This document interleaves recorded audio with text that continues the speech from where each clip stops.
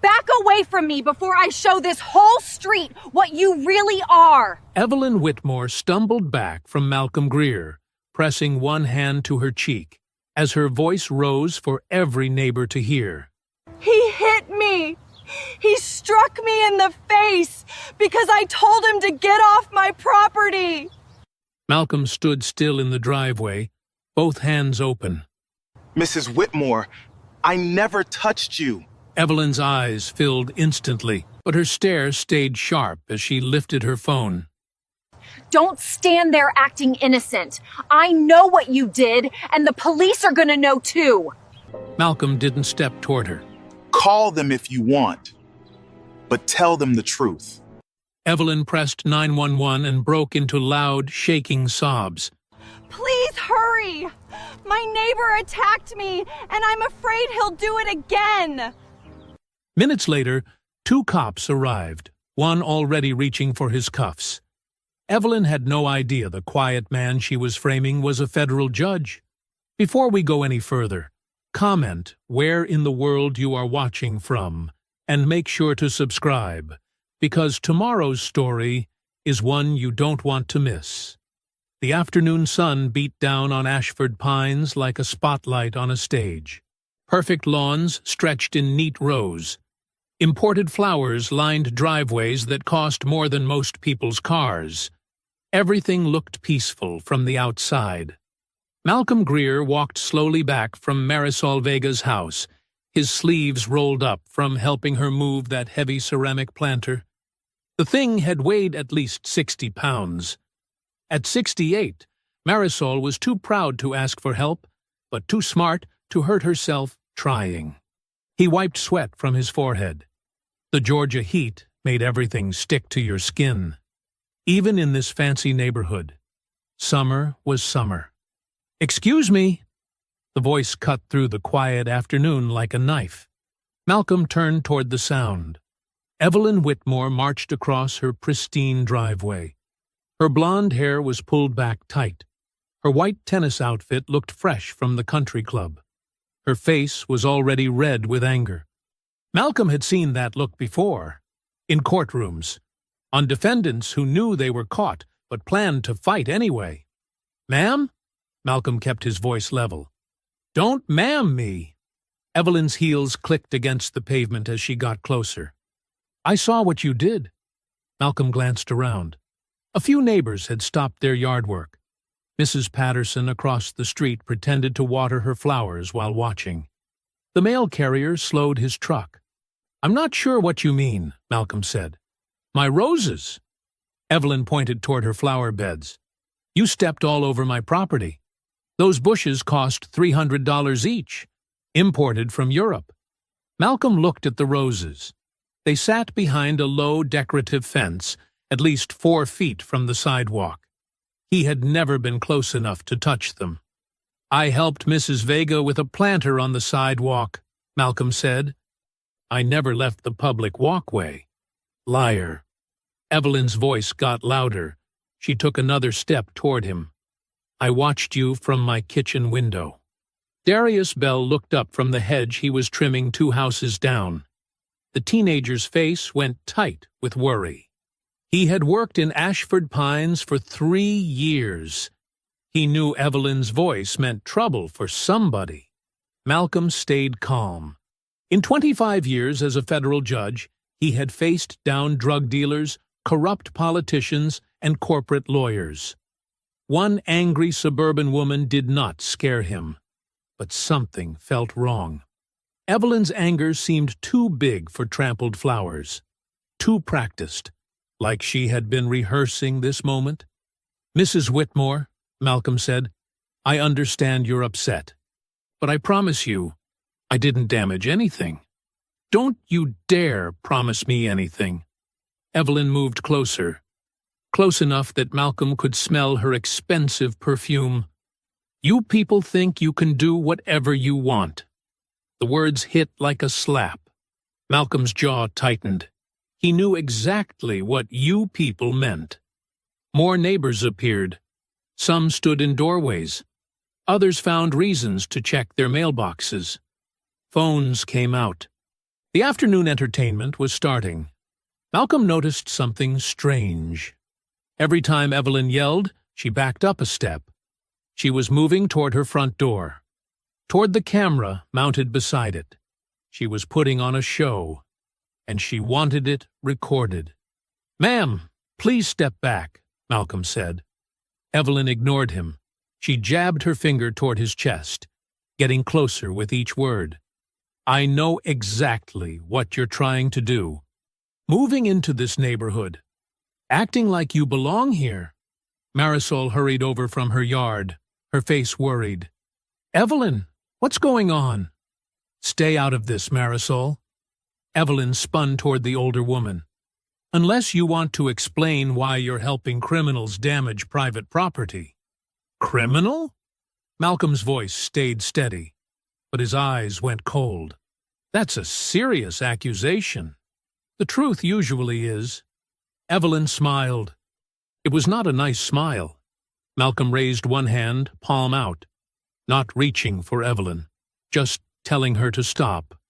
"Ma'am, I need you to step back and lower your voice." That was when Evelyn made her move. Her own hand came up fast. She slapped her left cheek hard enough to leave a red mark. The sound echoed across the quiet street. Then she stumbled backward, her arms flailing like someone had shoved her. "He hit me!"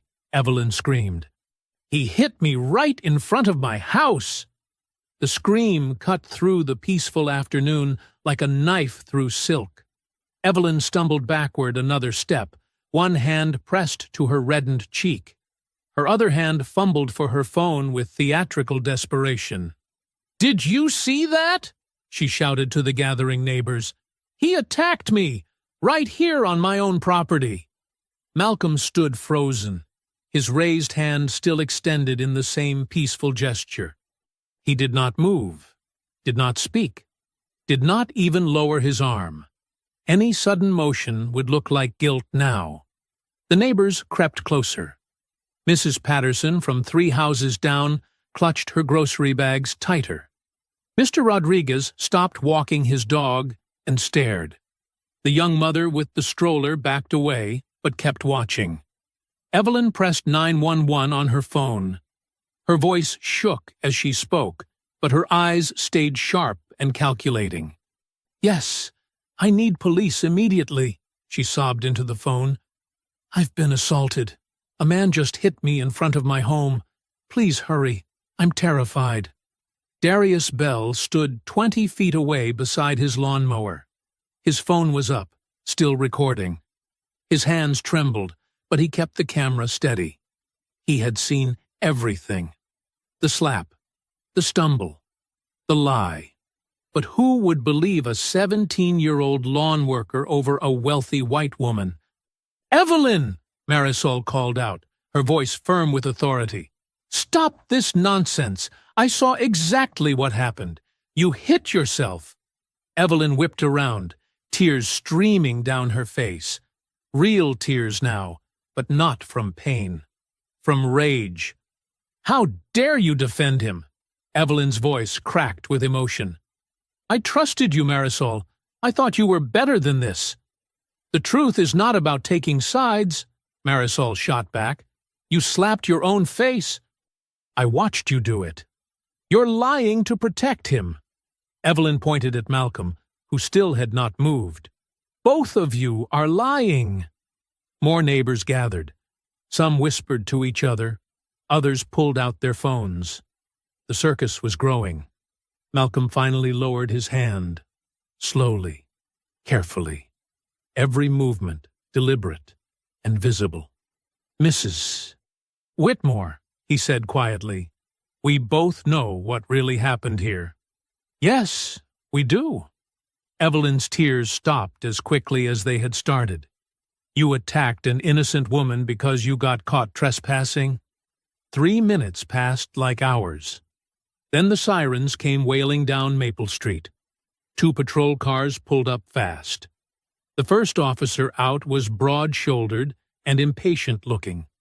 His name tag read Callahan. The second officer was younger, thinner, nervous.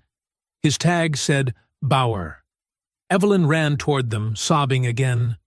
Fresh tears on command. "Officers, thank God you're here," she cried. "That man assaulted me when I asked him to stay off my property." Callahan looked at Evelyn's red cheek, then at Malcolm standing calmly in the street. His mind was already made up. "Sir, turn around and put your hands behind your back," Callahan barked. Malcolm did not move. "Officer, may I ask if I'm under arrest?" "You're about to be if you don't start cooperating." Callahan's hand moved toward his cuffs. "Turn around. Now." Officer Bauer shifted uncomfortably. Something felt off, but Callahan was senior. Bauer stayed quiet. The watching neighbors pressed closer. Phones captured everything. Malcolm could feel their stares like weights on his shoulders. This was what Evelyn wanted. The public shame, the assumption of guilt, the image of a black man in handcuffs on her perfect street. "I saw her hit herself," Marisol called out desperately. "She's lying." But Callahan ignored her. His attention was locked on Malcolm. "Last warning," Callahan said. "Hands behind your back." Evelyn watched with satisfied eyes. Victory was seconds away. Callahan stepped forward and grabbed Malcolm's wrist roughly. That was when Malcolm spoke, his voice calm and clear. "Officer Callahan, before you place those cuffs on me, I strongly suggest you confirm my full name." Callahan's grip loosened slightly on Malcolm's wrist. His eyes narrowed with suspicion, but something in Malcolm's tone made him pause. "What did you say your name was?" Callahan asked, though his voice had lost some of its earlier aggression. "Malcolm Greer," Malcolm replied evenly. "The Honorable Malcolm Greer." Officer Bauer stepped closer, pulling out his radio. "I'll run it," he said quietly to Callahan. Evelyn's face tightened. She could sense the shift in the air, the way both officers suddenly seemed less certain. Her tears had dried up, replaced by sharp attention. "Don't let him intimidate you with some fancy title," she said quickly. "Rich people always claim to be important when they get caught." But Bauer was already speaking into his radio, reading off Malcolm's name and asking for a full background check. The response came back within seconds through his earpiece. Bauer's expression changed completely. His eyes widened. He stepped back from Malcolm like he had just realized he was standing next to a loaded weapon. "Callahan," Bauer said quietly, pulling his partner aside. "We need to talk."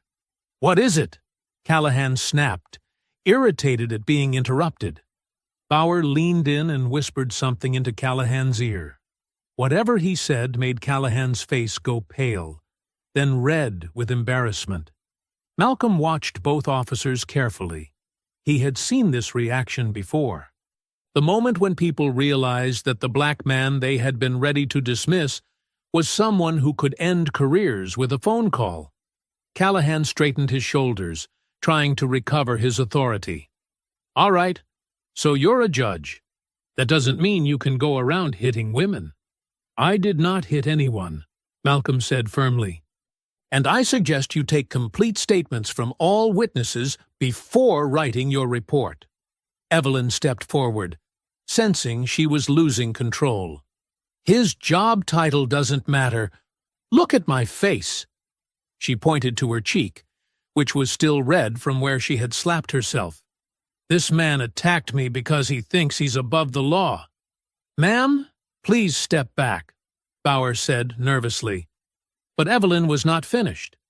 "You think being a judge makes you untouchable? You think you can intimidate me?" Her voice rose with each word. "People like you always hide behind your fancy titles when you get violent." Malcolm felt the familiar weight of coded language. "People like you." He had heard those words his entire career, wrapped in different phrases, but always carrying the same poison. "Officers," Malcolm said calmly, "I recommend you interview Mrs. Vega and young Mr. Bell. They both witnessed the entire incident." Callahan looked at Marisol, who stood ready to speak. and then at Darius, who was still holding his phone by the lawnmower. "The kid with the phone can wait," Callahan said dismissively. "Mrs. Vega," Marisol said firmly. "Marisol Vega. And I saw everything." "You can give a statement in a minute," Callahan told her. "Let me talk to Mrs. Whitmore first." Evelyn smiled. She was back in control. "Officer, I have security footage that shows exactly what happened." She pulled out her phone with practiced ease, as if she had been waiting for this moment. The screen showed a doorbell camera view of her driveway. "Here," she said, tilting the phone toward both officers. "You can see him raising his hand toward my face." Malcolm watched the clip over Bauer's shoulder. The angle was carefully chosen. It showed Malcolm's arm moving, but the crucial moment where Evelyn struck herself was cut off. The video ended just before her scream. Malcolm realized with cold clarity that this had been planned. The position near the camera, the partial angle, the convenient editing. "The clip is incomplete," he said quietly. Bauer nodded slowly. "It cuts off right before he hit me," Evelyn interrupted. The camera caught enough. Callahan seized on the footage like a lifeline. "This shows clear aggressive movement toward the victim." "That shows nothing definitive," Malcolm said. "Officer Bauer is correct. The crucial moment is missing." But Callahan was already pulling out his report pad. "I've got a woman with injuries and video evidence of threatening behavior. That's enough for documentation." Bauer looked uncomfortable, but said nothing. He was junior officer. Callahan was making the call. Evelyn stepped close to Malcolm while the officers discussed the report. She spoke in a voice only he could hear. Judge or not, people saw what they needed to see. Malcolm's phone buzzed in his pocket as Callahan finished writing his report. The sound cut through the tense silence that had settled over Evelyn's driveway like a funeral shroud. He pulled out the device, expecting perhaps a work email or a message from Lydia. Instead, his screen displayed an urgent notification from the Ashford Pines Homeowners Association. Emergency Community Safety Notice. Immediate action required. Malcolm's jaw tightened as he read the subject line. The email had been sent just minutes ago, before the police officers had even finished their paperwork. "Dear residents, due to a serious incident of violent conduct involving resident Malcolm Greer at 847 Maple Ridge Drive, the Community Standards Committee is calling an emergency meeting for tomorrow evening at 7 p.m. in the clubhouse. We must address this dangerous behavior and its impact on our neighborhood's safety and property values. Effective immediately, pending review, Mr. Greer's access to community amenities, pool, fitness center, clubhouse, guest parking codes, is temporarily suspended. The safety of our families comes first. Sincerely, Evelyn Whitmore, Chair Community Standards Committee." Malcolm read the message twice, his calm facade never slipping even as cold anger built in his chest. The email had gone out to every resident in Ashford Pines, 347 homes. Every neighbor who had watched from their windows would now see him labeled as violent and dangerous. Evelyn had moved faster than the legal system. She was not waiting for charges or investigations. She was destroying his reputation while the police cars were still parked outside. "Problem?" Officer Bauer asked, noticing Malcolm's focus on his phone. Malcolm looked up from the screen. Across the driveway, Evelyn stood on her front porch like a queen surveying her conquered territory. She was not hiding her satisfaction anymore. Her arms were crossed, and she watched him with the cold triumph of someone who believed the game was already over. "The HOA has already issued a community notice about this incident," Malcolm said quietly. "Before any investigation, before any charges, before you officers have even left the scene." Bauer's face flushed red. That seems premature. Callahan shrugged. HOAs move fast when safety's involved. They have a right to protect residents. From what? Malcolm asked. A man who has not been charged with any crime? From a man who had an altercation with a neighbor, Callahan replied firmly. The report documents aggressive behavior. Malcolm felt the trap closing around him. Evelyn had not just wanted a police report. She had wanted ammunition for a broader campaign. The incident report would justify the HOA restrictions. The restrictions would justify treating him like a threat. The threat narrative would justify making his life miserable until he chose to leave. A silver Honda Civic turned onto Maple Ridge Drive and pulled to the curb behind the police cars. Malcolm recognized his sister's car immediately. Lydia had received his text. The car door slammed with enough force to make both officers look up. Lydia Greer emerged like a storm cloud, her gray hair pulled back severely and her dark eyes blazing with protective fury. At 62, she moved with the determined stride of a woman who had spent 40 years as a nurse and would not be intimidated by anyone in uniform. "Malcolm?" she called out, her voice carrying the authority of someone accustomed to crisis situations. "What is happening here?" Evelyn straightened on her porch, clearly recognizing another player entering the field. But Lydia was not looking at Evelyn. Her attention was fixed entirely on the police officers standing near her younger brother. "Ma'am, this is a police matter," Callahan said, stepping forward. I need you to explain why my brother is standing in handcuffs," Lydia interrupted, though Malcolm's hands were actually free now. "He's not in handcuffs," Bauer said nervously. "Then why are you still here?" Lydia demanded. "If no crime was committed, why are there 2 police cars in his driveway?" Malcolm moved toward his sister before the confrontation could escalate. "Lydia, not now." "Not now?" Her voice rose. "Malcolm, there are police officers treating you like a criminal in your own neighborhood. When exactly would be better?" "When we have facts instead of emotion," Malcolm replied calmly. He touched her arm gently. "Let them finish their work." Lydia's training as a nurse had taught her to read situations quickly. She saw Callahan's defensive posture, Bauer's obvious discomfort, and Evelyn's satisfied expression on the porch. She understood immediately that this was not about justice. "What did she accuse you of?" Lydia asked quietly. "Assault," Malcolm replied. "Did you touch her?" "No." "Then why is she standing there looking like she won the lottery?" Callahan cleared his throat loudly. "Ladies, I need to finish this report. The incident has been documented. Mrs. Whitmore has provided video evidence. Mr. Greer's conduct will be reviewed by the appropriate authorities." "What authorities?" Lydia asked sharply.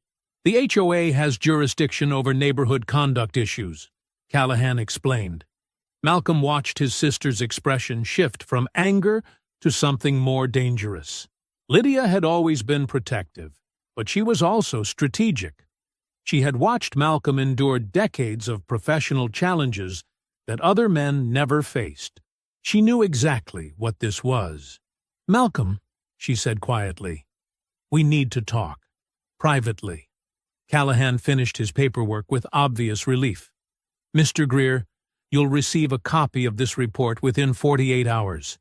Any questions about the process can be directed to the department." Both officers returned to their patrol cars. Bauer looked back once, his expression troubled, but said nothing more. As the police cars pulled away, the afternoon quiet returned to Maple Ridge Drive. Most neighbors had retreated indoors, though Malcolm could see curtains moving at several windows. The show was over, but the audience was still watching. Evelyn remained on her porch, arms still crossed, still smiling. Malcolm looked at the HOA email again, then at his sister's worried face, then at Evelyn's triumphant expression. This was never about a slap, he told Lydia quietly. She wants me gone. Malcolm's kitchen table became a makeshift war room. He spread out a legal pad, 2 pens, and his phone, while Lydia filled the kettle with water. The late afternoon sun slanted through the blinds, casting long shadows across the hardwood floor. "Start from the beginning," Lydia said, turning on the burner. "Every detail." Malcolm began writing in his precise handwriting. The timeline first. 3:47 p.m. Finished helping Marisol. 3:52 p.m. Evelyn emerged from her driveway. He noted her positioning throughout the confrontation, how she kept backing toward the doorbell camera while forcing him into the frame. "She knew exactly where to stand," Malcolm said, not looking up from his notes. "The whole thing was choreographed." "Then why didn't you leave?" Lydia asked. "Because leaving would have looked like guilt." The kettle whistled. Lydia poured hot water over chamomile tea bags, a ritual from their childhood when their mother used tea to calm heated discussions. Some habits survived decades. Malcolm continued documenting. Callahan's immediate assumptions, Bauer's obvious discomfort, Darius's phone recording, Evelyn's edited doorbell footage that conveniently cut off the crucial moment. "You need to call a press conference," Lydia said, setting a mug beside Malcolm's elbow. "Show everyone what really happened." Malcolm paused his writing. "With what evidence? Darius's video? A teenager's phone footage against a wealthy woman's security system? You think people will choose his word over hers? I think people will choose the truth. Truth requires proof, Lydia. And proof requires witnesses willing to speak publicly." Malcolm sipped his tea. "Anger makes good headlines, but it doesn't win cases." Lydia sat across from him, frustration clear on her face. "So we do nothing while she destroys your reputation?" "We do everything, but we do it right." Across the street, lights blazed in every window of Evelyn's mansion. Through the sheer curtains, Malcolm could see her moving between rooms, phone pressed to her ear. She was working. Malcolm's phone buzzed, a notification from the Ashford Pines neighborhood app. He opened it reluctantly. Evelyn had posted in the private residence forum, "I want to thank everyone who reached out after today's frightening incident. It's heartbreaking that speaking up about trespassing and property damage led to physical intimidation by a neighbor who believes his position makes him untouchable. I've lived in Ashford Pines for 12 years. This is my home. I shouldn't have to feel unsafe walking in my own driveway." The post already had 17 comments. Malcolm scrolled through them, his jaw tightening. "So sorry this happened to you, Evelyn? We saw the police cars. Are you okay? This is exactly why property values matter. Wrong kind of residents bring wrong kind of problems." That last comment made Malcolm's hands clench around his phone. Lydia noticed. "What is it?" Malcolm turned the screen toward her. She read silently, her expression growing darker with each comment. "Some of these people have said hello to you at the mailbox," Lydia said quietly. "Fear changes people. Evelyn knows that." More comments appeared in real time. Some residents defended Evelyn without question. Others stayed conspicuously silent.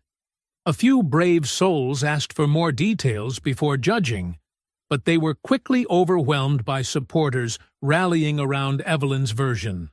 Malcolm's phone buzzed again. This time, a text from Marisol Vega. "Judge Greer, I saw what really happened. I will testify if needed. Though Evelyn threatened me last year over my late husband's truck in the driveway. She said it lowered property values. Some neighbors are scared of her." Malcolm showed the text to Lydia. Before she could respond, another message arrived. This one from Darius. "Mr. Whitmore just drove past my house real slow. Twice. My mom is worried." Malcolm set his phone down carefully. The intimidation had already begun. Preston Whitmore, Evelyn's husband, was making sure potential witnesses understood the cost of speaking up. "They're not wasting time," Malcolm said. "Neither should we," Lydia replied. Malcolm looked out his window at Evelyn's lit mansion. She stood at her front window now, visible through the glass, still on her phone. Their eyes met across the street for a brief moment before she stepped back into the shadows. "Tomorrow, we gather proof," Malcolm said quietly. Malcolm stepped outside into the crisp morning air, the scent of freshly cut grass and blooming flowers greeting him as always. Ashford pines looked perfect in the golden sunlight. Manicured lawns stretched between elegant homes. Children's bikes sat neatly on driveways. American flags hung from polished poles. But something had changed overnight. He walked toward his mailbox with the same steady pace he always used. Mrs. Patterson, who lived 3 houses down, was watering her flower boxes. Yesterday, she would have waved and asked about his sister's visit. Today, she saw him coming and hurried inside, pulling her watering can with her. The message was clear. Malcolm reached his mailbox and sorted through bills and advertisements. Behind him, he heard footsteps on the sidewalk. He turned to see Mr. and Mrs. Holloway approaching with their 7-year-old grandson, Tommy, who always stopped to pet Malcolm's neighbor's golden retriever. "Good morning," Malcolm said, offering his usual polite nod. Mrs. Holloway grabbed Tommy's hand and pulled him to the far side of the sidewalk. She whispered something urgent in the boy's ear. Tommy looked confused, but obeyed. They hurried past without speaking. The boy glanced back once, clearly puzzled why the nice man who sometimes helped him reach the dog's head was now someone to avoid. Malcolm's chest tightened, but he kept his expression neutral. He had survived worse humiliations. He would survive this. Back at his front door, a folded piece of paper lay wedged against the frame. No name, no signature. Malcolm unfolded it and read the handwritten message. "Maybe it's time to find a neighborhood where you're more comfortable. Some places aren't meant for certain people." The words hit like ice water. Malcolm crumpled the paper slowly, his jaw working. He had been called worse things by better people. But this cowardice, hiding behind anonymous notes, felt particularly poisonous. He walked across the street to Marisol Vega's house. She answered the door quickly, as if she had been watching from her window. "Judge Greer," she said quietly. "Come in, please." Her living room was warm and neat, filled with photos of former students and family. She offered him coffee, but Malcolm shook his head. "Marisol, I need to know exactly what you saw yesterday." She sat across from him, her hands folded carefully. "I saw Evelyn slap herself, clear as day. But I was standing at the side angle, not straight on. A lawyer might say I couldn't see her palm make contact with her cheek." Malcolm nodded. "Would you testify to what you did see?" "Yes," she said without hesitation. Then her voice dropped. "But you should know. Other people are scared. Evelyn controls the HOA Standards Committee. She decides who gets fined for fence height, mailbox color, lawn maintenance. She's made life hell for families over smaller things than this. She's threatened you before. Last year, my late husband's pickup truck sat in the driveway while I decided whether to sell it. Evelyn said it was an eyesore. When I didn't move it fast enough, she started citing me for violations. Parking infractions, grass too long by 2 inches, window boxes mounted incorrectly. The fines added up to $800 before I gave in and sold the truck." Malcolm's anger burned steady and cold. She weaponizes the rules against anyone who won't bow down. Families have moved rather than fight her. Malcolm thanked Marisol and walked to the corner where Darius was edging a sidewalk with precision. The teenager looked up nervously as Malcolm approached. "Mr. Bell, I'd like to speak with you privately." Darius shut off his edger and glanced around. "About yesterday? About the recording you made?" The boy's shoulders tensed. "I got it. The whole thing. But Mr. Greer, I can't. My family needs this work." Malcolm kept his voice gentle. "What happened after I left? Mr. Whitmore came by last night. Evelyn's husband. He said unlicensed workers get reported to the county all the time. Said the HOA keeps lists of who's allowed to work in the neighborhood and who isn't. He said kids with phones sometimes film things that look different than what really happened." Malcolm felt his anger spike, but he controlled it. "He threatened your business. My mom works 2 jobs. I help with rent. If I lose my lawn clients—" Darius's voice trailed off. Malcolm looked at this 17-year-old boy who was being crushed between honesty and survival. The same pattern, the same weapon. Fear of consequences for people who couldn't afford to fight back.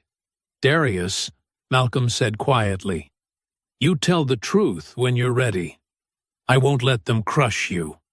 The Ashford Pines clubhouse felt different under fluorescent lights. What looked elegant during daytime social events now seemed harsh and institutional. Folding chairs filled the main room in crooked rows. Residents filed in with the careful expressions of people attending a public execution. Malcolm entered with Lydia beside him. She wore her best dress, and the fierce look she reserved for hospital administrators who tried to bully nurses. Malcolm had chosen a simple navy suit. He would not perform humility, but he would not give them ammunition either. Evelyn arrived 10 minutes late, moving slowly like someone still in pain. She had darkened the makeup on her left cheek, creating a shadow that looked worse under the clubhouse lights. She wore a cream-colored blouse with the top button undone, suggesting vulnerability. Her husband Preston followed close behind, his hand hovering near her elbow as if she might collapse. Graham Pike, the HOA president, called the meeting to order from behind a folding table that served as a judge's bench. His insurance executive background showed in his careful, liability-conscious language. "We're here to address a serious incident involving resident conduct and neighborhood safety," Pike announced. "Mrs. Whitmore has requested this emergency session due to what she describes as an unprovoked physical assault." Evelyn dabbed her eyes with a tissue. "Thank you, Graham. I never thought I'd have to stand in front of my own neighbors and explain why I'm afraid in my own driveway." She paused for effect. Several residents leaned forward. "Yesterday afternoon, I approached Judge Greer about damage to my rose garden. I was respectful. I was calm. But when I asked him to be more careful about where he walked, he became aggressive. He raised his hand to me." Her voice cracked perfectly. "He struck me right in front of witnesses, in broad daylight, on my own property." Murmurs rippled through the room. An elderly man in the front row shook his head in disgust. A woman near the window whispered to her husband. Malcolm noticed Officer Callahan sitting in the back row, still in civilian clothes, but making his presence obvious. Callahan's arms were crossed, his expression supportive of Evelyn. The message was clear. Even off duty, the police stood with her. "Mrs. Whitmore," Pike said gently, "do you have evidence to support your account?" Evelyn nodded toward her husband, who stood and connected a tablet to the room's television screen. The doorbell footage played on the wall-mounted display. The edited clip showed Malcolm's arm moving near Evelyn's face, then cut to her stumbling backward with her hand on her cheek. The room went silent. The footage looked damning without context. "Judge Greer," Pike said, "you may respond." Malcolm stood. He did not raise his voice or gesture dramatically. His courtroom training served him here. Thank you, Mr. Pike. I request that this board review all available evidence before making any determination. Mrs. Whitmore's doorbell camera captured only a partial view. Other witnesses were present. Another resident recorded the incident from a different angle. I ask that you examine the complete picture before imposing any penalties on any resident.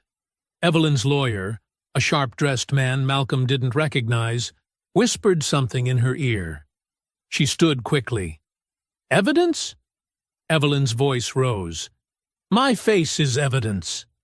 She turned toward the room, displaying the darkened makeup. I have a bruise. I have a recording. I have witnesses who saw him threaten me. What more do you need? Lydia shot to her feet. This is disgraceful. You people are conducting a lynching in a clubhouse. The room erupted. Some residents gasped at Lydia's word choice. Others muttered agreement. Pike banged his gavel, calling for order. Malcolm touched Lydia's arm gently. Please, sit down. She looked at him with fire in her eyes, but she recognized the trap. They were waiting for his family to lose control. They wanted to paint him as the angry black man with the angry black sister. She sat down reluctantly. Pike restored quiet and announced the board's decision. Given the severity of the allegations and the available evidence, we're issuing temporary fines for disruptive conduct and initiating a formal resident review process. Judge Greer, you'll receive documentation of these measures within 24 hours. The meeting dissolved into small groups of whispering neighbors. Some looked at Malcolm with sympathy. Others avoided his eyes entirely. Most seemed relieved the show was over. As Malcolm gathered his jacket, Evelyn approached him near the exit. Her tears had dried completely. Her voice carried just loud enough for nearby residents to hear. You may know courtrooms, Judge, but I own this room. The morning sun filtered through Malcolm's kitchen windows as he set 3 mugs of coffee on the oak table. Steam rose from each cup, mixing with the tension that had settled over the house since the hearing. Lydia sat across from him, her gray hair pulled back severely, reading glasses perched on her nose as she reviewed handwritten notes. Marisol occupied the chair between them, her weathered hands wrapped around her mug for warmth. We're not playing defense anymore, Malcolm said, settling into his chair. Last night proved they'll twist anything we say. So we investigate. We find the pattern. Lydia looked up from her notes. What pattern? The one Evelyn thinks she's hidden. Malcolm pulled out a legal pad filled with his careful handwriting. She's too comfortable with this process, too prepared. You don't orchestrate something that elaborate unless you've practiced. Marisol nodded slowly. She has practiced. I've been in this neighborhood 8 years. I've seen her work. Tell us, Malcolm said. Marisol's voice grew heavy with old anger. The Holloways. Frank and Dorothy. They lived 2 streets over in the blue house with the ramp. What happened to them? Frank had a stroke 3 years ago. Left him in a wheelchair. Dorothy built a ramp from their front door to the driveway so he could get outside. Nothing fancy. Just wood planks and railings. Lydia leaned forward. Let me guess. Evelyn didn't like it. Evelyn called it an eyesore. Said it violated architectural standards. She got the HOA to fine them $50 a week until they removed it or moved. Malcolm's jaw tightened. $50 a week? Every week. Frank couldn't use the front door anymore. Dorothy had to wheel him out through the garage, down the steep driveway. It was dangerous. They fell twice. Marisol's hands trembled slightly around her mug. I watched that woman kill their dignity, one fine at a time. Where are they now? Lydia asked. Sunrise Manor. Dorothy sold the house to pay the fines and Frank's medical bills.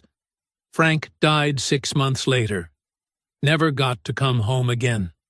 The kitchen fell silent except for the soft tick of the wall clock. Malcolm wrote carefully in his pad, documenting names, dates, and details. "There's more," Lydia said, consulting her own notes. "I made some calls last night. Remember that delivery driver story you mentioned?" Malcolm looked up. "Go on." "Marcus Webb delivered furniture to Evelyn's house last spring. She demanded he carry everything upstairs and assemble it. When he explained his company only delivers to the door, she accused him of threatening her." "What kind of threats?" "She claimed he raised his voice and stepped toward her aggressively. Filed a complaint with his supervisor and the police. Got him fired." Malcolm added Marcus Webb's name to his growing list. "Did you talk to him?" "His former supervisor. Marcus is a church deacon with 5 kids. Never had a complaint in 12 years until Evelyn. The supervisor said Evelyn called 3 times demanding his termination, threatened to report the company to the Better Business Bureau, and post negative reviews online." Marisol stood and walked to the window overlooking the street. "She goes after people who can't fight back, workers who need their jobs, old folks on fixed incomes, anyone who doesn't have lawyers and connections." Malcolm's phone buzzed with a text message. He read it and looked up grimly. "Darius wants to talk. Says it's important."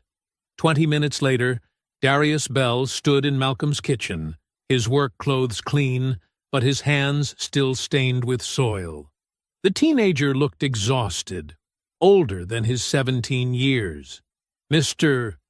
Greer, I need to tell you something about last summer." "What happened last summer?" Lydia asked. Darius shifted his weight from foot to foot. "Mrs. Whitmore accused me of stealing her garden tools, expensive ones, pruning shears, a hedge trimmer, some other stuff. Did you take them?" "No, sir. I never even worked on her property. But she called the police anyway. Said I was in her backyard without permission." Malcolm leaned forward. "What did the police find?" "Nothing at first. They searched my truck, my mom's garage, everywhere. Couldn't find the tools." Darius's voice grew bitter. 2 weeks later, Mrs. Whitmore found them in her own garage. Said she forgot she moved them during a party. "Did she apologize?" Darius laughed harshly. "She said I must have put them back when I realized I was caught. Told the police I was probably planning to steal them again later." Marisol turned from the window. "Did anything happen to you?" "Officer Callahan came by 3 more times that summer. Said he was watching me. Made sure all the neighbors saw his patrol car in my driveway. My mom was terrified. Some clients canceled their lawn service because they didn't want trouble."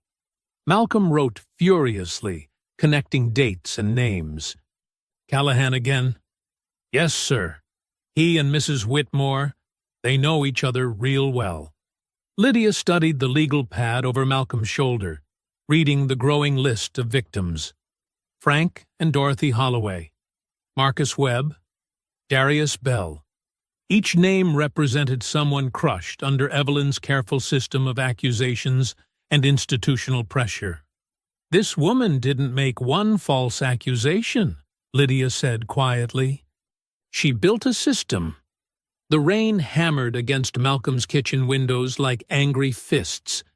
Each drop caught the porch light and streaked down the glass, turning the world outside into blurred shadows and yellow smears. Malcolm sat at his dining table, legal pad covered with notes, trying to build a case from fragments of truth and broken lives. The soft knock at his back door barely registered above the storm. Malcolm looked up, frowning. Nobody used his back entrance except Lydia when she forgot her key. The knock came again, urgent but quiet. He moved to the door and peered through the small window. A figure stood hunched under the narrow roof overhang, water dripping from his clothes. "Darius?" Malcolm opened the door quickly. The teenager stumbled inside, soaked to the skin and shaking. His work shirt clung to his thin frame, and his sneakers squeaked against the tile floor. "Mr. Greer, I'm sorry. I didn't know where else to go." "What happened? You're freezing." Lydia appeared from the living room, took one look at Darius, and immediately grabbed a kitchen towel. "Honey, what are you doing out in this weather?" Darius accepted the towel, but his hands trembled as he dried his face. "Mr. Whitmore followed my truck again. Third time this week. Tonight, he got out at the red light on Maple Street." Malcolm felt his jaw tighten. "Did he threaten you?" "Not exactly. He just stood there staring at me through my window. Didn't say nothing, but I got the message." Darius looked around the warm kitchen like he couldn't believe he was safe. "I drove around for an hour before coming here. Made sure nobody followed me." Marisol emerged from the living room, where she had been helping Lydia organize victim statements. She saw Darius's condition and immediately started making coffee. "They're trying to scare you quiet," Malcolm said. "I know, but I can't keep running." Darius reached into his jacket pocket and pulled out his phone. The screen was cracked, but functional. "I need to give you this before they take it away from me." Malcolm's pulse quickened. "The video?" "Everything. From when she first came out yelling until the police left." Darius's voice grew stronger. "I was scared before, but watching Mr. Whitmore circle my neighborhood like some kind of predator, that made me mad." They gathered around the kitchen table. Darius pulled up the video file and set his phone in the center where everyone could see. "This is from when she first stormed out of her house," Darius explained, pressing play. The footage was remarkably clear. Darius had held his phone steady, and his position near the sidewalk captured everything.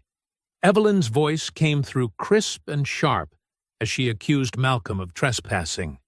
Malcolm watched himself on the small screen, hands visible, body language calm but alert. He saw how Evelyn kept advancing, forcing him backward toward her doorbell camera's view. "There," Marisol whispered. "She's positioning herself." On the video, Evelyn pointed directly at Malcolm's face, her finger inches from his nose. Malcolm raised one hand, palm out, and said clearly, "Ma'am, you need to step back." What happened next was undeniable. Evelyn's right hand came up fast and struck her own left cheek with a sharp slap that echoed on the recording. The sound was distinct, deliberate.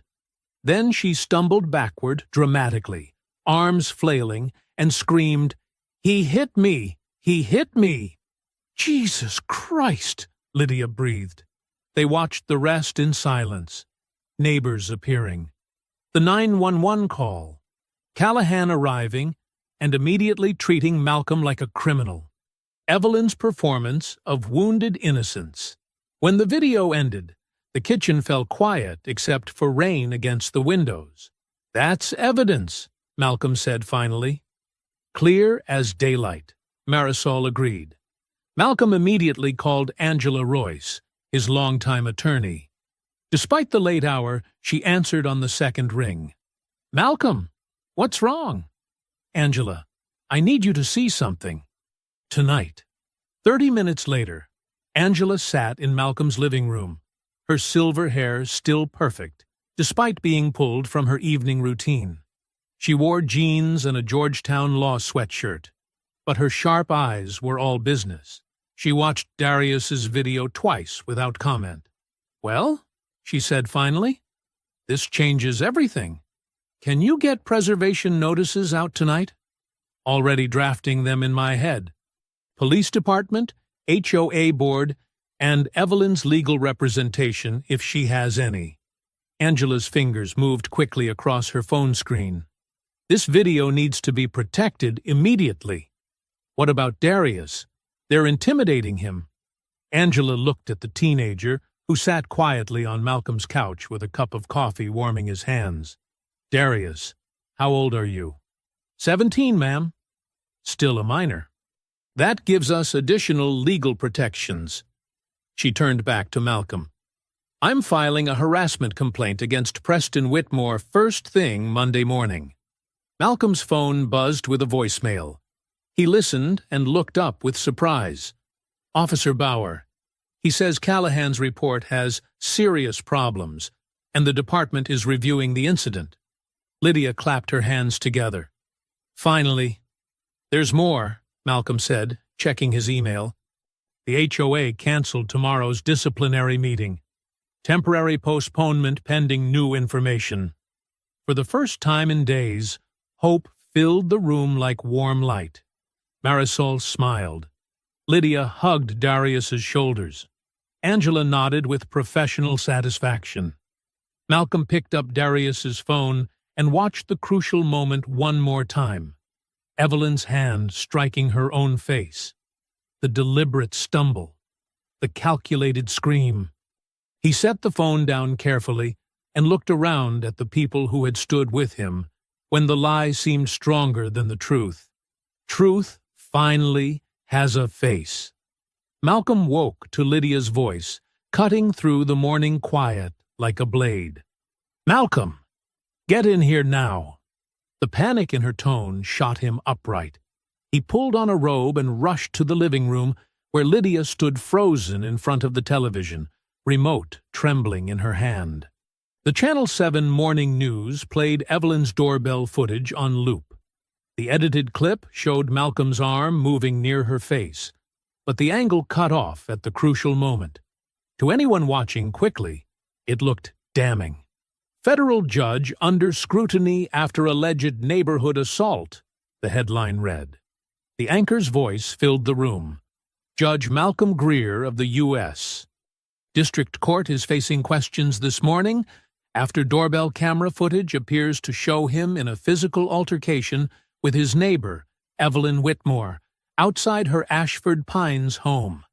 Malcolm's stomach dropped. "Where's the real video?" "That's not all," Lydia said, her voice tight with rage.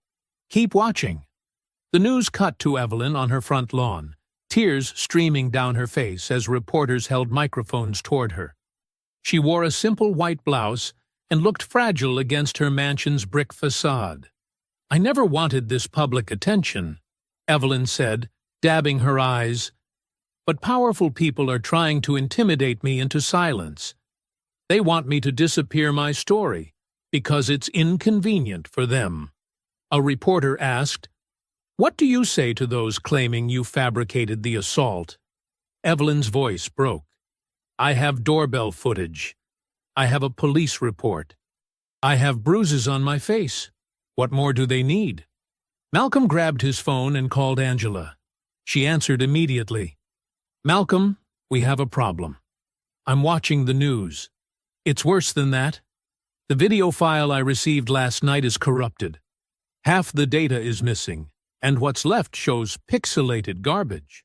Malcolm's blood ran cold. What about Darius's original? That's the bigger problem.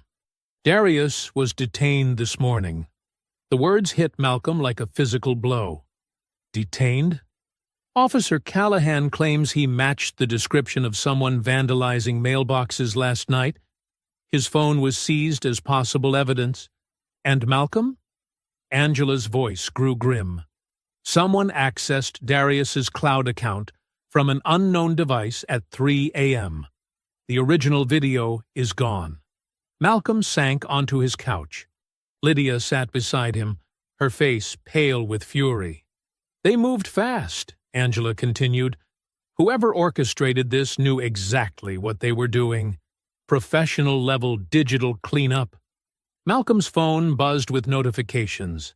The HOA had sent another emergency email reinstating his disciplinary review. Comments flooded the neighborhood forum, calling him a dangerous predator and demanding his removal. Then his phone rang. The caller ID showed Rosa Bell, Darius's mother. "Judge Greer!" Her voice was thick with tears. They took my boy. They took his phone. He didn't do nothing to nobody's mailbox. He was home with me all night watching movies. Mrs. Bell, I'm going to help. No! Her voice cracked. You can't help nobody now. They're saying he was working with you to destroy evidence. They're saying my son's a criminal. His landscaping clients are already canceling. How's he going to pay for college now? How's he going to have any future? The line went dead. Malcolm stared at his phone, the weight of responsibility crushing down on him. Everyone who had stood with him was paying the price. Darius, just 17 years old, was being destroyed for telling the truth. Marisol would be next. Then Lydia. This is my fault, he said quietly. Like hell it is. Lydia's voice blazed with righteous anger. That woman is a snake, and snakes bite when they're cornered. Outside, Malcolm could see neighbors walking past his house with deliberate distance, their faces turned away. A news van had parked across the street. His own driveway felt like a stage where he was trapped in someone else's play. The doorbell rang. Through the window, Malcolm saw two reporters approaching his front door. He closed his eyes, feeling the careful life he'd built crumbling around him. Every person who had believed in him was suffering because they'd stood up for what was right. Later that night, after the reporters had finally left, after the phone calls from concerned colleagues, after Angela had delivered more bad news about the investigation expanding, Malcolm sat alone in his late wife's favorite chair. Lydia appeared carrying an old shoebox, its corners worn soft with age. She placed it gently on the coffee table before him. "Renee's letters," she said simply. Malcolm looked at the box, remembering how his wife had written him notes throughout their marriage. Little encouragements tucked into his briefcase, longer letters during difficult cases. Lydia opened the box and pulled out an envelope marked, "When you become a judge." Renee had given it to him on his swearing-in day, but he'd been too overwhelmed to read it then. "Read it," Lydia said. Malcolm's hands shook slightly as he unfolded the letter. Renee's careful handwriting filled 2 pages, but one paragraph made him stop breathing. "You have a gift, Malcolm, but it's not power. It's patience. You always let arrogant people reveal themselves. You wait, and you watch, and you remember everything. Then, when they think they've won, you show them exactly who they really are. Don't ever lose that." Lydia sat back and watched her brother's face change as he read. "Your wife knew you never let bullies write the ending," she said quietly. Malcolm sat in the lamplight, rain drumming against the windows like impatient fingers. Renee's letter lay open in his hands, her words cutting through the fog of his anger and frustration. You always let arrogant people reveal themselves. You wait, and you watch, and you remember everything. He had been fighting Evelyn's game instead of playing his own, chasing the stolen video, demanding immediate justice, pushing for quick resolution. But that wasn't how he'd built his reputation on the federal bench. That wasn't how he'd exposed corruption, dismantled lies, or protected the innocent. Malcolm folded the letter carefully and placed it back in the box. The rain continued its steady rhythm as he pulled out a legal pad and began writing, not in anger this time, but with the methodical precision that had served him for decades. Who benefited from Darius's phone disappearing? Who had the connections to make it happen so quickly? Who knew exactly which evidence to target? The answer wasn't just Evelyn. She was wealthy and manipulative, but she didn't have direct access to police evidence. Someone else had helped her. Someone with badges and authority, who wanted this story buried as much as she did. Malcolm wrote down Callahan's name, then drew a line connecting him to the HOA, to Preston Whitmore, to the seized phone. The corruption wasn't just about one false accusation. It was about a network of people protecting each other. By 3 in the morning, Malcolm had filled 4 pages with connections, timelines, and questions.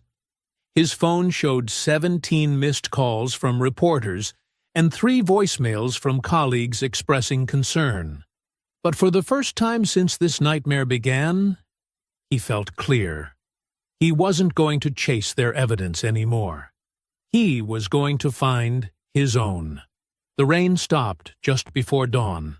Malcolm dozed in Renee's chair until Lydia woke him with coffee and the morning news.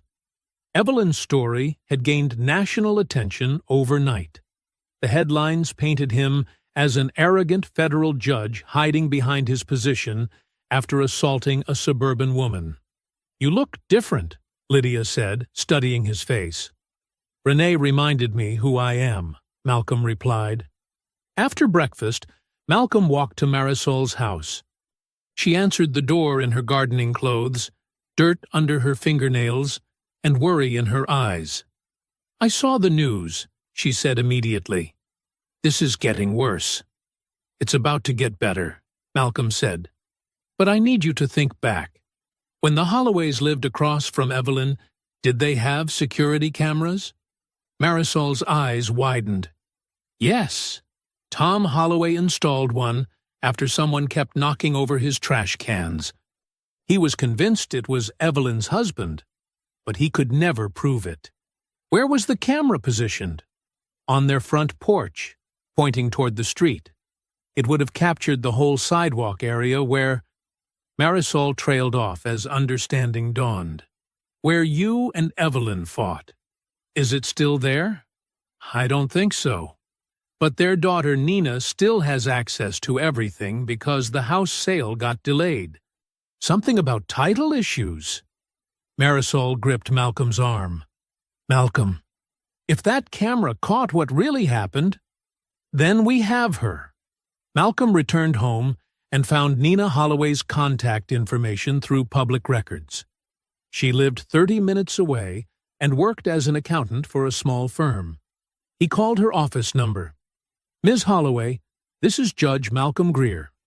I believe you know why I'm calling." Nina's voice was cool, professional. "I saw the news. My parents were driven out of that neighborhood by that woman's harassment. But I don't know how I can help you." Malcolm took a breath. "A 17-year-old boy named Darius Bell is sitting in detention right now because he tried to help me. His phone was seized, his video was erased, and his family's business is being destroyed. All because he recorded the truth." The line went quiet for a long moment. "What exactly are you asking me to do?" Nina's voice had softened slightly. "Your parents' security camera. Do you still have access to the footage from yesterday afternoon?" Another pause. "I might. But Judge, my parents went through hell because of Evelyn Whitmore. I'm not sure I want to get pulled back into her crosshairs."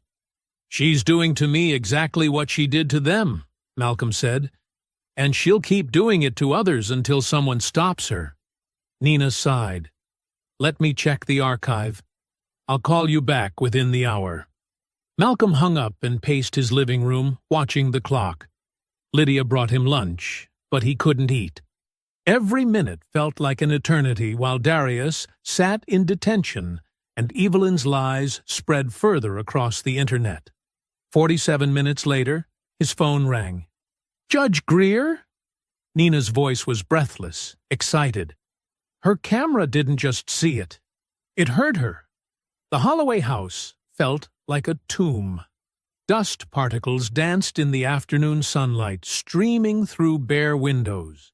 The hardwood floors creaked under their footsteps as Malcolm, Angela, Lydia, Marisol, and Nina gathered around a small folding table Nina had brought from her car. Nina opened her laptop and connected it to a portable speaker. Her fingers trembled slightly as she navigated to the security system's cloud archive. "I almost deleted everything last month," Nina said, scrolling through folders of saved footage. After my parents moved, I didn't want any reminders of this place. Thank God I procrastinated. Angela leaned forward, her legal pad ready. What time frame are we looking at? The incident happened around 3:15 yesterday, Malcolm said, based on when the police arrived.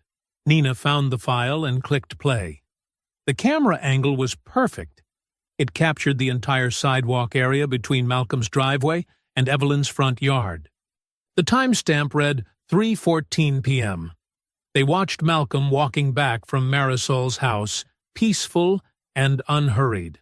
Then Evelyn burst from her driveway like a woman possessed, pointing and shouting. Even with the audio slightly muffled by distance, her accusations were clear. "You stepped on my property. You damaged my roses." Malcolm's calm response came through clearly. "Ma'am, I didn't touch your yard. I was helping Mrs. Vega across the sidewalk." Evelyn advanced, jabbing her finger closer to his face with each word. Malcolm stepped back, raising one hand in a defensive gesture. "Lower your hand," Malcolm said firmly. "You need to back up." That was the moment. Evelyn's face twisted with rage and something else. Calculation. She drew her right hand back and slapped her own cheek with a sharp crack that made everyone in the room flinch. Lydia gasped. My God, she really did it. Evelyn stumbled backward theatrically, clutching her face. "He hit me. He hit me right in front of my house."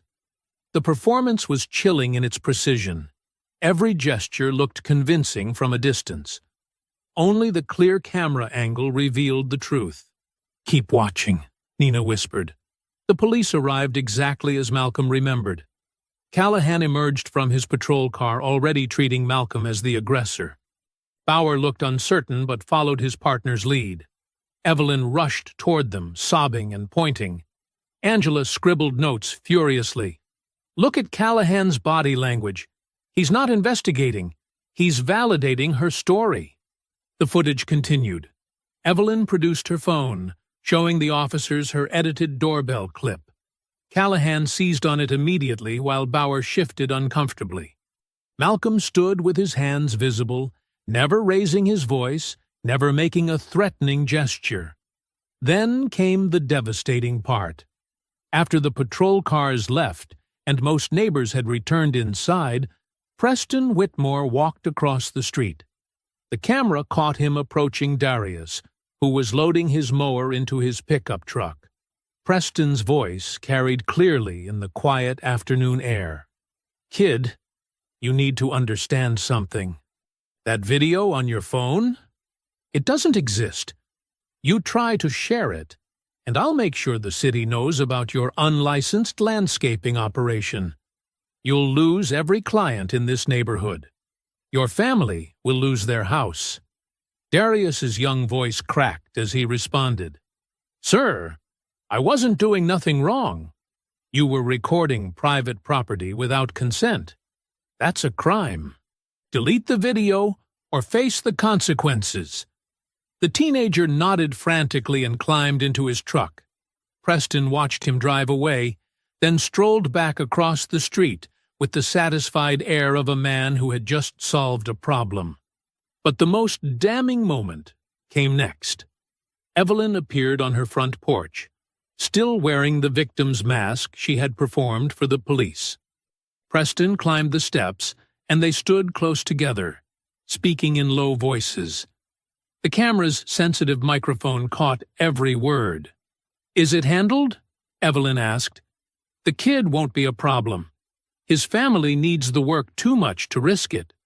Evelyn smiled, not the tearful, frightened expression she had shown the police, but a cold, satisfied smirk. "Perfect. He'll move now. They always move when you make staying expensive enough." The room went silent except for the laptop's fan humming. Angela stopped writing. Marisol covered her mouth with both hands. Lydia's jaw had dropped open. Nina paused the video and looked around the table. "There's more. After you left, she made phone calls. I can hear her through the window talking about calling HOA members, coordinating stories. Angela closed her legal pad with a sharp snap.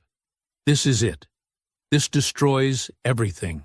Her credibility, Callahan's report, the HOA's rush to judgment. It shows premeditation, witness intimidation, and conspiracy. We could release this online right now, Lydia said, her voice tight with anger. Let the whole world see what she really is. Malcolm shook his head. No, not yet. Malcolm, Lydia protested. This proves everything. Why wait? Angela understood immediately. Because we need to control the setting. If we leak this online, Evelyn's lawyers will claim it's doctored or taken out of context. Her supporters will say it's a setup. We need to force her into a position where she can't escape or spin the truth. Malcolm nodded. Exactly. We demand a formal public HOA hearing.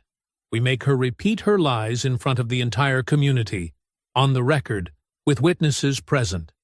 Then we play this footage. She'll be trapped, Marisol whispered. She can't back down without admitting she lied, but if she doubles down... The truth destroys her completely, Angela finished. In public, where everyone can see. Angela opened her briefcase and pulled out her phone. I'll draft a formal demand for a public hearing immediately. We cite Malcolm's right to face his accusers, due process, and the need for community transparency. They can't refuse without looking guilty themselves. As Angela began typing, Malcolm looked out the window at Evelyn's mansion across the street. She was in her front yard, tending to those precious roses, with the careful attention of someone maintaining a perfect facade. Soon, that facade would crumble in front of everyone. Angela finished her message and hit send. Done. I've demanded a full public hearing within 48 hours, with all evidence reviewed openly. I've also requested that all relevant parties be present, including the police officers who responded. Malcolm smiled for the first time in days. This time, she performs for the truth. The Ashford Pines clubhouse had never held so many people. Every folding chair was occupied. Residents lined the walls. Others stood in the back, craning their necks to see the front table where Graham Pike sat with the other HOA board members. Malcolm entered through the side door with Angela beside him. Lydia and Marisol followed close behind. The crowd's murmur grew louder as people recognized the federal judge who had become the center of their neighborhood's biggest scandal. Then Evelyn arrived. She swept through the main entrance like royalty, wearing a cream-colored dress that made her look fragile and innocent. Preston walked beside her in a crisp navy suit, his hand protectively on her back. Her cheeks still showed faint discoloration from makeup she had carefully applied to suggest lingering injury. Behind them came Officer Brent Callahan, dressed in civilian clothes but clearly aligned with the HOA leadership. He took a seat in the third row, directly behind Graham Pike. His presence sent a message. The police supported Evelyn's version of events. Officer Travis Bauer stood at the very back of the room, near the emergency exit. His face was pale, and he kept shifting his weight from foot to foot. He looked like a man carrying a secret that was eating him alive. Near the front, a woman with a notebook and press badge sat ready to document everything. Evelyn had personally invited the reporter from the Ashford Gazette, expecting tonight to cement her role as the brave victim standing against powerful intimidation. Graham Pike called the meeting to order. His voice shook slightly as he read the formal purpose, a review of allegations made against Judge Malcolm Greer, and the community response to those allegations. Mrs. Whitmore, Pike said, you requested this public forum. Please share your statement. Evelyn rose gracefully, dabbing her eyes with a tissue before she even began speaking. Thank you, Graham. Thank you all for being here tonight. Her voice quavered with practiced emotion. I never wanted this attention. I never wanted to be in the news or have my private pain become public. But when someone uses their power and position to try to silence me, I have no choice but to speak out. She turned toward Malcolm, pointing with a trembling finger. Judge Greer thinks his title makes him untouchable. He thinks he can intimidate witnesses, pressure officials, and make this whole thing disappear. But I won't be silenced. I won't let him use his influence to cover up what he did to me in my own driveway. Murmurs rippled through the crowd. Some residents nodded sympathetically. Others looked uncomfortable, glancing between Evelyn and Malcolm with uncertainty. I've lived in Ashford Pines for 12 years, Evelyn continued. I've given my time, my energy, and my money to make this community better. I've served on committees, organized events, and helped maintain the standards that keep our property values high. And now, because I dared to confront someone who was trespassing on my property, I'm being attacked by lawyers and investigators and people trying to destroy my reputation. She paused, letting tears gather in her eyes. All I did was protect my home, and for that, I was assaulted and humiliated. Now they want to make me the villain. The reporter scribbled notes furiously. Several residents wiped their own eyes, moved by Evelyn's performance. Malcolm remained perfectly still throughout her speech, his hands folded on the table in front of him. When Pike asked if he wanted to respond, he stood slowly. Thank you, Mr. Pike. Malcolm's voice was calm and measured. I understand emotions are high tonight. Mrs. Whitmore has painted herself as a victim, and if her story were true, she would deserve everyone's sympathy and support. He looked around the room, making eye contact with residents he had barely met, but who would judge him based on tonight.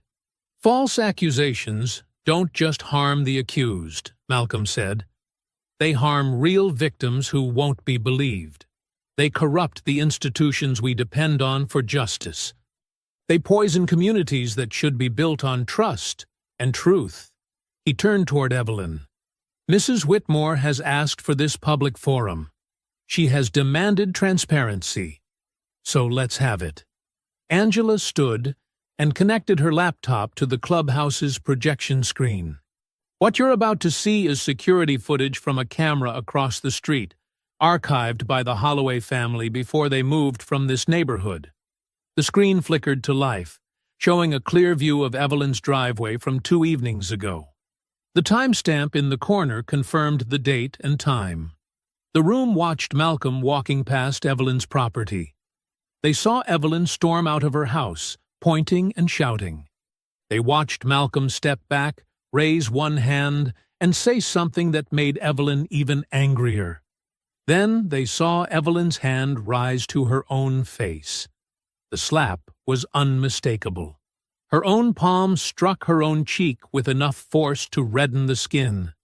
She stumbled backward theatrically and opened her mouth to scream. Gasps exploded throughout the clubhouse. Someone dropped their purse.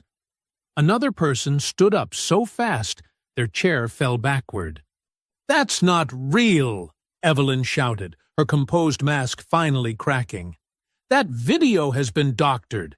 They edited it to make me look." "Wait," Angela said calmly. She advanced the footage to show the police arriving. The room watched Callahan immediately side with Evelyn, saw him threaten Malcolm with handcuffs, witnessed the bias that poisoned the investigation from the first moment. "Still fake," Evelyn insisted, but her voice was rising to a shriek. "They can make videos show anything now." Angela let the footage continue. After the police cars drove away, it showed Preston approaching Darius by his truck. The audio wasn't perfectly clear, but the threatening body language was obvious. Then came the moment that destroyed everything. Evelyn's voice, crystal clear through the Holloway camera's microphone, floating across the quiet street. He'll move. They always move when you make staying expensive enough. The clubhouse fell into absolute silence. Even the reporter had stopped writing, her pen frozen above her notebook. Malcolm stood and turned to face the packed room. His voice carried the quiet authority of a federal courtroom. "Now," he said, "who else did she do this to?" Marisol Vega rose slowly from her chair in the third row. Her voice carried the firm authority of 30 years as a school principal, cutting through the stunned silence like a blade. "I saw her do it," Marisol said clearly. "I was standing right there when Evelyn slapped herself. I saw her position herself in front of that camera. I saw her force Judge Greer into the frame. And I've been afraid to say it because this woman has threatened me before." The room stirred. Heads turned. Whispers began. "She threatened you?" Graham Pike asked, his face pale. "Over my husband's old pickup truck," Marisol continued. "She said it lowered property values. She said if I didn't get rid of it, she'd find other violations. She'd make my life here miserable." Near the back of the room, Darius Bell stepped forward with his mother beside him. His landscaping uniform was wrinkled from detention, but his voice was steady. "Preston Whitmore came to my house," Darius said. "He told me unlicensed workers aren't welcome in Ashford Pines. He said I could lose all my clients if I caused trouble for his wife. He said nobody would believe a kid with a phone over a respected neighbor." Mrs. Bell's hand tightened on her son's shoulder. "My boy was terrified. He thought telling the truth would destroy his future." "It nearly did," Darius added. "Officer Callahan took my phone, deleted my video, and made up that mailbox vandalism story to shut me up." Angela gestured to Nina Holloway, who had been sitting quietly near the front. Nina stood, her accountant's composure barely containing years of suppressed anger. "Evelyn Whitmore harassed my parents for 8 months," Nina said, her voice shaking. "My father needed a wheelchair ramp after his stroke.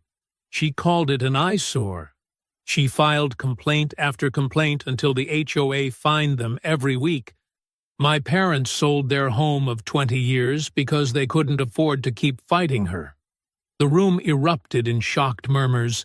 Several residents looked genuinely horrified. Angela opened her folder and pulled out a stack of documents. "I have sworn statements from Marcus Webb, the delivery driver Mrs. Whitmore falsely accused of threatening her when he refused to carry furniture inside for free. His supervisor confirms he was fired based solely on her complaint." She held up another paper. "I have a statement from Carlos Mendez, the handyman she accused of stealing tools that were later found in her own garage. He lost 3 contracts because word spread that he was a thief." "This stops now," Graham Pike declared, trying to salvage his authority. "The HOA had no knowledge of these incidents." "That's nonsense!" someone shouted from the crowd. "You knew!" another resident called out. "You all knew, and you let it happen because she writes big checks." "Graham, you need to resign," Marisol said firmly. "Right now. Tonight." "I second that," called a voice from the back. "I third it," shouted another. Pike's face went from pale to gray. He looked around the room, seeing nothing but angry faces and pointing fingers. I hereby resign from the position of HOA president, effective immediately." Near the emergency exit, Officer Travis Bauer stepped forward, his uniform disheveled and his face flushed with shame. "I need to say something," Bauer announced. "Officer Callahan pressured me to support Mrs. Whitmore's version before we reviewed any evidence. He said she was connected, that questioning her would cause problems for both of us. I went along with it because I was scared. But I was wrong, and I'm filing a corrected report tomorrow morning." Callahan, who had been sitting stone-faced through the entire presentation, suddenly stood and stormed toward the exit. "This is a disgrace," he spat. "Officer Callahan," the reporter called, scrambling to follow him. "Do you have a comment about the allegations?" "No comment," Callahan barked, shoving through the doors, but the cameras followed him outside. In the clubhouse, Evelyn remained frozen in her chair, her perfect composure finally shattered. Her makeup was smeared, her hands trembling. The woman who had commanded the room just minutes before now looked small and exposed. Preston grabbed her elbow roughly. "We're leaving." "Now!" "No," Evelyn said, yanking her arm away. "This isn't over. They can't just—" "It's over, Evelyn," Preston hissed. "Get up. We're going home." But as they tried to leave, the reporter and her cameraman intercepted them outside the clubhouse doors. News cameras rolled as Evelyn's careful facade completely collapsed under the bright lights. "Mrs. Whitmore, do you have a response to the video evidence?" the reporter asked. "This is all lies," Evelyn screamed, her voice cracking. "That man ruined everything. He destroyed my reputation, my standing in this community. He ruined my life." Malcolm stepped into the camera's view, his expression calm and dignified. He looked directly at Evelyn, then at the camera. "No, Mrs. Whitmore," he said quietly. "You finally met evidence." The morning sun streamed through Malcolm's kitchen windows as 5 people crowded around his laptop, coffee cups forgotten as they watched Channel 7's morning news broadcast. The anchor's voice filled the quiet room with words that felt surreal after weeks of lies. New video evidence has completely exonerated federal judge Malcolm Greer, who was falsely accused of assault by his neighbor in the upscale Ashford Pines community. The footage, obtained from a security camera across the street, clearly shows Evelyn Whitmore striking herself before claiming Judge Greer had attacked her. Lydia squeezed Malcolm's shoulder as the screen showed the Holloway camera footage in its entirety. Every damning second played out in crystal clarity. Evelyn's calculated approach, her theatrical stumble, her cold satisfaction as she called 911. "Oh my God," Darius whispered, then quickly apologized to the adults in the room. "Sorry, ma'am," he said to Lydia, who waved him off with a smile. "Language is the least of our concerns right now," Angela said, scrolling through emails on her phone. "Malcolm, the police department just issued a statement. Callahan's been placed on administrative leave pending a full investigation into his conduct. Internal Affairs wants to interview you this afternoon." Marisol leaned forward, her eyes fixed on the television as the reporter continued. "Mrs. Whitmore's husband, Preston Whitmore, is also facing complaints for alleged witness intimidation, including threats made against a teenage landscaping worker who recorded the incident." "They're talking about me on TV," Darius said, his voice full of wonder and disbelief. "My mom's gonna freak out when she sees this." The broadcast cut to footage from last night's confrontation outside the clubhouse. Malcolm watched himself on screen, calm and dignified, even as Evelyn screamed accusations. His own words echoed back. "You finally met evidence." "Right, she did," Lydia muttered into her coffee cup. Angela's phone buzzed constantly with calls and messages. "The HOA board met in emergency session at 6 this morning," she announced. "Evelyn's been removed from all committees, and they're launching a full review of every complaint she's filed in the past 5 years. They want to settle this quickly before more lawsuits start flying." Malcolm nodded slowly. The vindication felt good, but it wasn't enough. Not when he thought about all the people Evelyn had terrorized over the years. "I want to file that civil claim we discussed," he said. "Not for personal damages. For a community accountability fund." Angela looked up from her phone. "You're sure? You could ask for significant personal compensation, given what she put you through." I don't need her money, Malcolm replied firmly. But this neighborhood needs protection from people like her. A legal defense fund for workers, seniors, anyone who gets targeted by HOA abuse. Make sure it's big enough to sting. Darius shifted nervously in his chair. Judge Greer, what if she tries to come after me again? I mean, my business, my family. She won't, Malcolm said with quiet confidence. Her power came from operating in shadows. She's got no shadows left to hide in. The news moved on to other stories, but Angela kept working her phone. Over the next hour, she fielded calls from reporters, the police department, and several attorneys representing other Evelyn Whitmore victims who were suddenly coming forward. This is bigger than we thought, she said, after hanging up from a particularly long call. I've got 3 more families wanting to file complaints. The Hendersons say she got their contractor banned for being too ethnic. The Parkers say she reported their teenage son for suspicious behavior when he was walking home from school. And there's a woman named Sarah Holloway, whose elderly mother was fined into selling her house. Malcolm felt his jaw tighten. How many people did she hurt? We're about to find out, Angela said grimly. 3 weeks later, the transformation of Ashford Pines was visible everywhere Malcolm looked. Legal notices had been posted on every community bulletin board. Emergency elections had been held. Settlement checks had been cut to victims of what the local newspaper now called the Whitmore pattern. Marisol had been elected HOA president by the largest margin in the community's history. Her first official act was implementing new policies requiring evidence review before any resident could be fined or reported to authorities. Her second was establishing the Malcolm Greer Community Defense Fund with money from the civil settlement. Darius's landscaping business had exploded with new clients. Neighbors who had once avoided the teenager now specifically requested his services, wanting to show their support.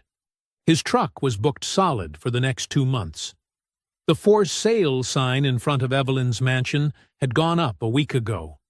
Malcolm had watched the movers load boxes while Evelyn sat in her car, refusing to look at any of her former neighbors. Preston had already moved out, their marriage apparently another casualty of their public exposure.